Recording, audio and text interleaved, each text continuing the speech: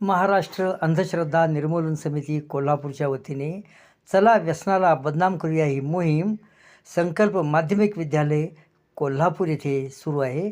प्रास्ताविक मुख्याध्यापक सुतार सर, आभार RD पाटील सर, उपस्थित कुलकर्णी सर आणि सुतार मॅडम, वक्ते अनिल चव्हाण. माननीय मुख्याध्यापक सुतार सर, RD पाटील सर, सुतार मॅडम, कुलकर्णी सर आणि विद्यार्थी मित्रमैत्रिणींनो, आज आपण इथं महाराष्ट्र अंधश्रद्धा निर्मूलन समिती कोल्हापूर शाखेच्या वतीनं उपक्रम घेतो आहोत. चला व्यसनाला बदनाम करूया. मित्रांनो, हे संकल्प माध्यमिक विद्यालय आहे. तुम्ही संकल्प केलेला आहात, चांगले संकल्प केलेले आहात अनेक वेळा. आत्ताही पुन्हा आपण हा संकल्प करतो आहोत, व्यसनाला आपण बदनाम करायचं आहे.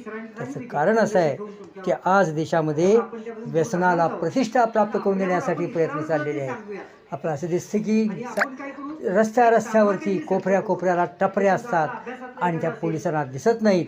पण मित्रांनो, ह्या टपऱ्यामध्ये जाऊन आपण गुटखा खाल्ला, आणखी काही इतर व्यसनं केली तर लक्षात घ्या, नुकसान आपलं आहे.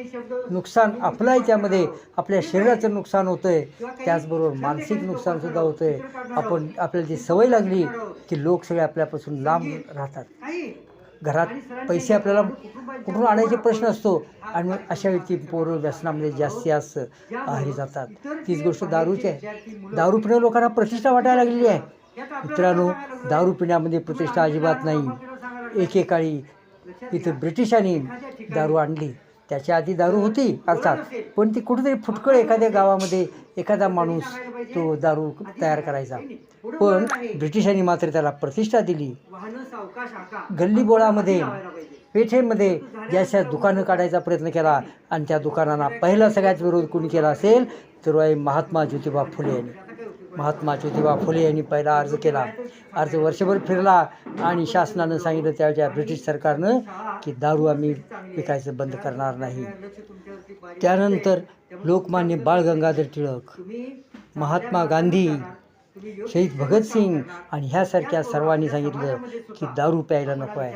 नशाबंदी आंदोलन चालवण्यात आलं आणि नशाबंदी आंदोलन चालवणाऱ्या या देशभक्तांनी सांगितलं की ब्रिटिश सरकार आम्हाला दारू का पाजतंय. त्याची कारणं दोन आहेत. एक, त्यांना अबकारी कर मिळतो आणि दुसरं इथल्या तरुणांना या व्यसनामध्ये गुंतवून स्वातंत्र्यासारख्या महत्त्वाच्या प्रश्नापासून दूर करायचं आहे. मित्रांनो, आजही सरकारला प्रचंड अबकारी कर मिळतो आणि महत्त्वाच्या प्रश्नापासून जनतेला दूर करण्यासाठी दारूचा उपयोग होतो. आपण स्वतःच या व्यसनापासून दूर व्हायला पाहिजे. आपल्याला कोणी सांगण्याची गरज नाही. आपलं आरोग्य रक्षण व्हायला पाहिजे, आपलं शरीर टिकायला पाहिजे, आपला पैसा टिकायला पाहिजे.